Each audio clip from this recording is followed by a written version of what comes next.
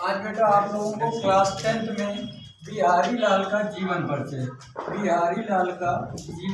पढ़ना है। और ये पेपर में आपको 3 नंबर के लिए, पेपर में अगर किसी भी लेखक या कवि का जीवन परिचय आता है तो आपको 3 नंबर का ही आएगा। क्वेश्चन अगर आएगा कि बिहारी लाल का जीवन परिचय लिखिए तो आपको 3 नंबर में क्वेश्चन आएगा, मतलब वो 3 नंबर आपको कवर करेगा। तो यहाँ बिहारी लाल के अगर हम जीवन परिचय की बात करते हैं तो उनका जन्म, बिहारी लाल का जन्म 1603 ईस्वी में हुआ था।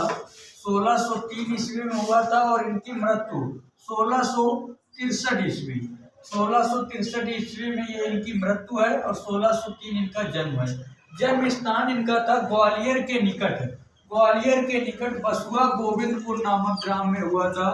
ग्वालियर के निकट बसुआ गोविंदपुर नामक ग्राम में हुआ था। पिता का नाम, इनके जो पिता थे, इनके पिता का नाम था केशव राय। क्या नाम था? इनके पिता का नाम था केशव राय। और इनके पिता को जो कहा जाता है मथुरा का चौबे ब्राह्मण माना जाता है। जो इनके पिता थे ये मथुरा के एक चौबे ब्राह्मण माना जाते थे, तो चौबे ब्राह्मण थे, तो इनके पिताजी को मथुरा का एक चौबे ब्राह्मण माना जाता था। और बिहारी लाल यह राजा जय सिंह के यहाँ दरबारी कवि थे।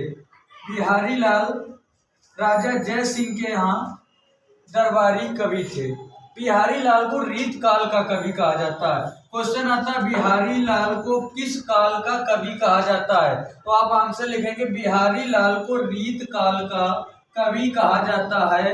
और हिंदी का अगर सर्वश्रेष्ठ कवि किसे कहा जाता है, एक क्वेश्चन और आता है, हिंदी का सर्वश्रेष्ठ कवि किसे कहा जाता है।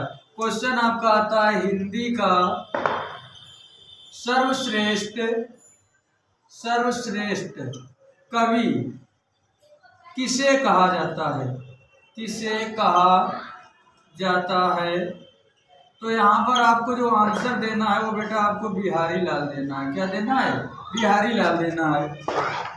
और इनकी रचना है, बिहारी लाल की मात्र एक ही रचना थी, उस रचना का नाम था बिहारी सतसई। बिहारी लाल की मात्र सिर्फ एक ही रचना थी, उस रचना का नाम था आपका बिहारी सतसई। और बिहारी सतसई के अंतर्गत इन्होंने नीत के दोहे लिखे, नीत और श्रृंगार के दोहे लिखे और भक्ति के दोहों का वर्णन किया। ये भक्ति के दोहों का वर्णन किया मतलब ये भक्ति के दोहे लिखे। ठीक है, इतनी चीजें इन्होंने लिखी हैं, नीत के दोहे लिखे, श्रृंगार के दोहे लिखे और भक्ति के दोहों का भी वर्णन किया है। और बिहारी लाल ने अपने दोहों में गागर में सागर भरने का कार्य किया है। बिहारी लाल जो थे अपने दोहों में गागर में सागर भरा है।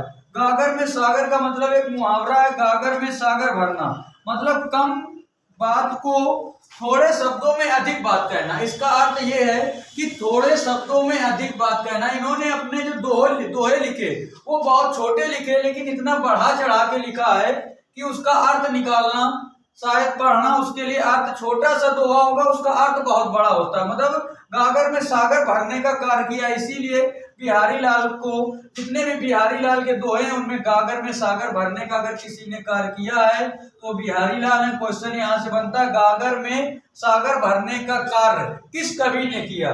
गागर में सागर भरने का कार्य किस कवि ने किया, तो आप आंसर आप यहाँ पर देंगे बिहारी लाल। इससे आपके कई सारे छोटे छोटे क्वेश्चन बन रहे हैं, आपके कंपटीशन में पूछे जाते हैं। देखो दोहा भी आपको मैंने लिख के बता दिया। दोहा आपको लिखा गया है, सतसैया के दोहरे जो नाविक के तीर, सतसैया के दोहरे जो नाविक के तीर और देखन में छोटे लगे घाव करें गंभीर। सतसैया के दोहरे जो नाविक के तीर और देखन में छोटे लगे घाव करें गंभीर। जो इनके दोहे थे देखने में तो बहुत छोटे लगते हैं, लेकिन जब इनका अर्थ निकाला जाता है बहुत बड़ा निकलता है। इसीलिए कहा गया कि बिहारी लाल ने अपने दोहों में गागर में सागर भरा है। कहते नहीं देखने में व्यक्ति बहुत छोटा लगता है, उसका कार्य अगर देखा जाए तो बहुत बड़ा होता है। इनके दोहे तो बहुत छोटे थे, लेकिन अर्थ निकालने में ऐसे लगता है देखने में छोटे लगे घाव करें गंभीर। घाव एक तरह से अर्थ बहुत बड़ा निकला, इसलिए यहाँ पर घाव का अर्थ दिया गया है। साहित्य में स्थान, आचार्य विश्वनाथ का कहना है कि प्रेम के भीतर उन्होंने सब प्रकार की सामग्री का वर्णन किया। आचार्य विश्वनाथ का कहना है कि प्रेम के भीतर उन्होंने सब प्रकार की सामग्री का वर्णन किया है। इनके जोड़ का हिंदी में कोई दूसरा कवि नहीं है। इनके जोड़ का हिंदी में कोई दूसरा कवि नहीं है। इसीलिए हिंदी का सर्वश्रेष्ठ कवि इन्हें कहा जाता है। अगर हम इनका बेटा संदर्भ लिखते हैं तो संदर्भ में सबसे पहले हमें जो दोहा दिया होगा सबसे पहले उसका संकेत लिखा जाता है। संकेत के बाद संदर्भ आता है। संदर्भ में लिखते हैं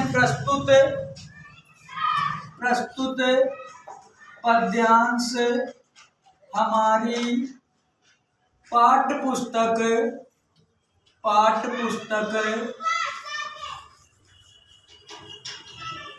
हिंदी के भक्ति नामक भक्ति में अंडरलाइन कर दें क्योंकि ये शीर्षक है। हिंदी के भक्ति नामक शीर्षक से लिया गया है इसके